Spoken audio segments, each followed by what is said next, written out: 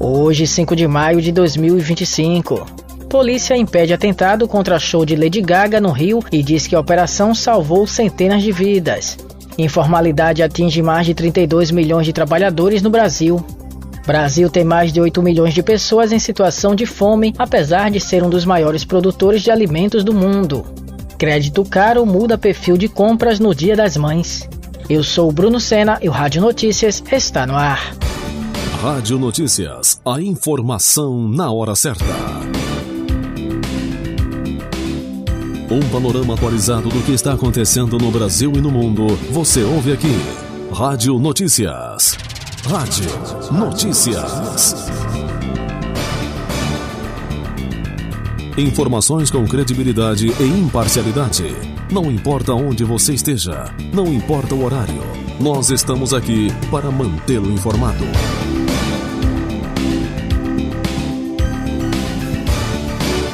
Rádio Notícias. A informação na hora certa. A Polícia Civil do Rio de Janeiro afirmou que a operação que desarticulou um grupo envolvido em um plano de atentado à bomba durante o show de Lady Gaga em Copacabana salvou centenas de vidas. O evento ocorreu no sábado, dia 3, e reuniu milhares de fãs na Orla Carioca. Um dos principais líderes do grupo, segundo a investigação, são um homem do Rio Grande do Sul preso por porte ilegal de arma e um adolescente do Rio de Janeiro apreendido por armazenamento de material de abuso infantil. A ação integrou forças policiais em 4 estados e também identificou um suspeito de terrorismo em Macaé, no norte fluminense, que prometia um ataque em nome de uma suposta vingança contra a cantora. Ele é investigado por promover discurso de ódio e incitação ao crime. A polícia destacou que o grupo tinha como alvo principal o público LGBTQIA+, e usava a internet para recrutar crianças e adolescentes. A maioria dos brasileiros que consomem álcool diz ter reduzido o consumo em 2024. Quem traz mais detalhes é Ailton Moreno. Uma pesquisa do Instituto Datafolha revelou que 53% dos brasileiros que consomem bebidas alcoólicas afirma ter reduzido a ingestão no último ano. O levantamento foi realizado entre os dias 8 e 11 de abril, com 1.912 pessoas maiores de 18 anos em 113 municípios do país. Entre os entrevistados, 34% disseram que não bebem e a principal razão apontada foi a saúde. Outros 21% alegaram não gostar do sabor das bebidas, enquanto 13% citaram motivos religiosos. A redução no consumo de álcool segue uma tendência global, principalmente entre os mais jovens. Estados Unidos e Reino Unido têm registrado quedas consistentes nesse público. No Brasil, porém, a faixa etária que mais consome bebida alcoólica continua sendo a de 18 a 34 anos. Com informações para o Rádio Notícias, Ailton Moreno. Cerca de 32 milhões e 500 mil brasileiros trabalham como autônomos informais ou sem carteira assinada no setor privado, representando 31,7% da população ocupada, segundo o IBGE. Os dados do primeiro trimestre deste ano mostram um aumento em relação a 2023, quando esse número era de 32 milhões e 300 mil. Em 5 anos, a informalidade cresceu quase 10%. A precarização do trabalho inclui a expansão dos aplicativos de entrega e transporte, que empregam mais de 2 milhões de pessoas sem vínculo trabalhista. Entregadores e motoristas reivindicam regulamentação, já que muitos trabalham até 16 horas por dia para alcançar a renda de um CLT. Enquanto um trabalhador formal ganha em média R$ 3.145, o autônomo informal recebe em média R$ 2.084. A informação na hora certa. Rádio Notícias. Dados da ONU revelam que 8 milhões e 400 mil brasileiros passaram fome entre 2021 e 2023, mantendo o país no mapa da fome desde 2021. Apesar de ser um dos maiores produtores globais de alimentos, o alto custo dos produtos impede o acesso da população mais vulnerável. Especialistas apontam que mesmo com o desemprego em queda, a inflação nos alimentos reduz o poder de compra. O preço da comida subiu 116,7% em 10 anos, enquanto os salários tiveram um aumento real de apenas 5%. O governo federal anunciou medidas para conter os preços e lançou um plano para erradicar a fome até 2026. No entanto, desafios persistem, como os desertos alimentares e a desigualdade regional. Norte e Nordeste concentram os piores índices do país. Prazo para regularizar a situação eleitoral termina em 19 de maio. Priscila Terezo traz mais informações. Eleitores e eleitoras que estão em situação irregular têm até o dia 19 de maio para evitar o cancelamento do título eleitoral. Esse prazo vale para quem não votou, não justificou e nem pagou a multa relativa à ausência nas 3 últimas eleições consecutivas. Lembrando que cada turno eleitoral é considerado um pleito, incluindo as eleições suplementares. Segundo o Tribunal Superior Eleitoral, mais de 5 milhões de eleitores e eleitoras se enquadram nessa situação. Caso a pessoa não saiba qual a condição que se encontra, deve buscar informações nos sites oficiais do TSE, dos tribunais regionais eleitorais ou ainda no cartório eleitoral da sua cidade.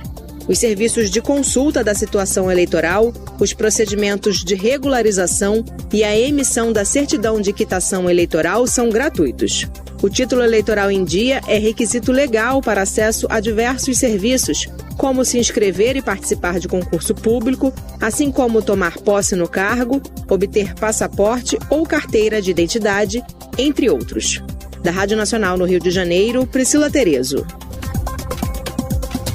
Um levantamento do Instituto Oncoguia revela que hospitais do SUS estão desatualizados nos tratamentos de câncer. Apenas 64 dos 318 hospitais convidados enviaram protocolos completos para análise. Desses, 69% não tinham diretrizes completas para os 5 tipos de câncer mais comuns, como mama, pulmão e próstata. Medicamentos modernos, como imunoterapias e terapias-alvo, estão indisponíveis em grande parte da rede pública. No Nordeste, apenas 28% dos hospitais oferecem tratamentos atualizados, contra 52% no Sudeste. Diretrizes do Ministério da Saúde estão desatualizadas, algumas datam de 2014. O estudo alerta para desigualdades regionais e a falta de padronização no SUS, onde o local de residência ainda define a qualidade do tratamento.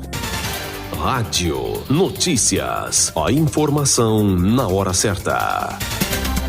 Vendas do Dia das Mães devem movimentar 14 bilhões de reais em 2025. Estimativa aponta que o segmento de vestuário, calçados e acessórios lidere o ranking da preferência do consumidor. Quem explica pra gente é Marquesan Araújo. O Dia das Mães está se aproximando e a expectativa é de que haja um aumento de 1,9% nas vendas na comparação com o ano passado. A projeção consta em levantamento divulgado recentemente pela Confederação Nacional do Comércio de Bens, Serviços e Turismo, a CNC. De acordo com o levantamento, este ano devem ser movimentados 14,37 bilhões de reais. Mesmo com o avanço, o número é considerado tímido, levando em conta que se trata da segunda data comemorativa mais importante do varejo. Para a CNC, esse cenário pode ser reflexo do encarecimento do crédito.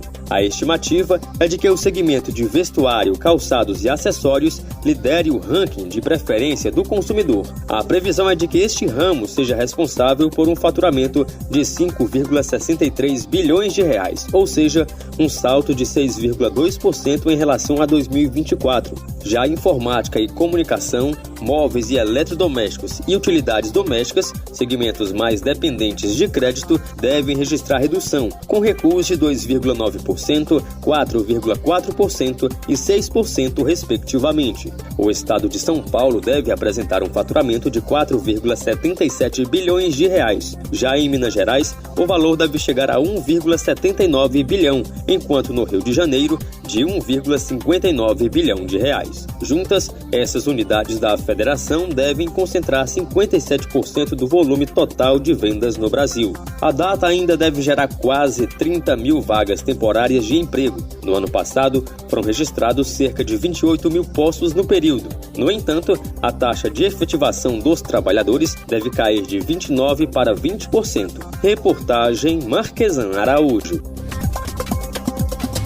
Apenas 20% dos casos de assédio no trabalho são denunciados no Brasil, segundo especialistas. Dados mostram que 30% dos profissionais já sofreram assédio, sendo o moral e psicológico os mais comuns. Os especialistas alertam que as vítimas enfrentam revitimização durante as denúncias, devido ao despreparo das empresas. Eles defendem políticas contínuas de prevenção, com treinamentos e mudanças na cultura organizacional. Embora a discriminação seja crime, o assédio moral ainda não está está tipificado no Código Penal. Um projeto de lei no Senado busca mudar essa realidade.